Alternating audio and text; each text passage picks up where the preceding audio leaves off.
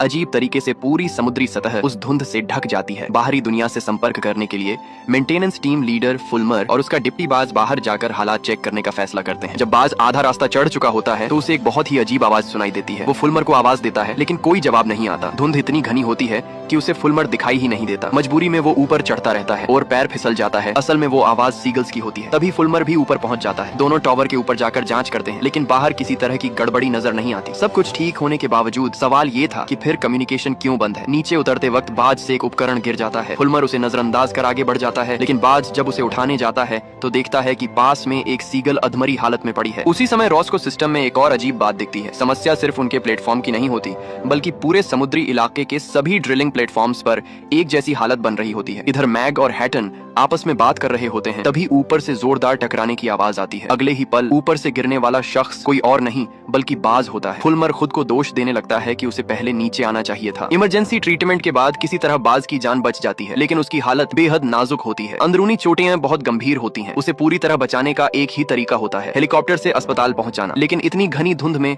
ये नामुमकिन होता है। ऐसे में बाज एक तरह से मौत और जिंदगी के बीच फंस जाता है। हैटन गुस्से में होता है और मैग को दोष देता है कि उसी ने बाज को ऊपर भेजा था। लेकिन तभी जब सबको लगता है कि बाज नहीं बचेगा वो अचानक होश में आ जाता है। उसकी लाल आंखों के सामने कुछ ऐसे दृश्य आते हैं जो उसने कभी पहले नहीं देखे थे। इधर गुस्से से भरा हुआ हैटन सीधे मैग के ऑफिस में घुस जाता है और बिना सोचे समझे उसे खरी खोटी सुनाने लगता है। वो पूरी तरह से बेकाबू हो जाता है। मैग इस बूढ़े और अनुभवी क्रू मेंबर से बहस नहीं करना चाहता इसलिए चुपचाप ऑफिस से बाहर निकल जाता है। तभी हैटन की नजर मैग की टेबल पर रखे एक डॉक्यूमेंट पर पड़ती है। ये डॉक्यूमेंट किनलॉग बीजॉन से जुड़ा एक ऐसा राज होता है जिसके बारे में किसी को भी पता नहीं था। थोड़ी ही देर में हैटन सब लोगों को इकट्ठा करता है और सबके सामने ऐलान करता है कि बॉस मैग शुरू से ही सबको धोखा दे रहा है। वो कहता है कि आज सबको घर लौटना था लेकिन उन्हें जानबूझकर रोका गया। वजह हेलीकॉप्टर नहीं बल्कि कुछ और है। तभी मैग वहां पहुंच जाता है और हैटन से कहता है कि अभी लोगों को भड़काने का सही वक्त नहीं है। लेकिन हैटन रुकने वाला नहीं होता। वो अपनी जेब से एक कागज निकालता है और कहता है ये मैं पढ़कर सुनाऊं या तुम खुद सबको सच बताओगे। आखिरकार मैग आगे आता है और सच्चाई बताता है। ऊपर बैठे लोग पूरे समुद्री इलाके के सभी ड्रिलिंग प्लेटफॉर्म्स को छोड़ने का फैसला कर चुके हैं। सिर्फ मशीनें ही नहीं बल्कि यहाँ काम करने वाले सभी लोग भी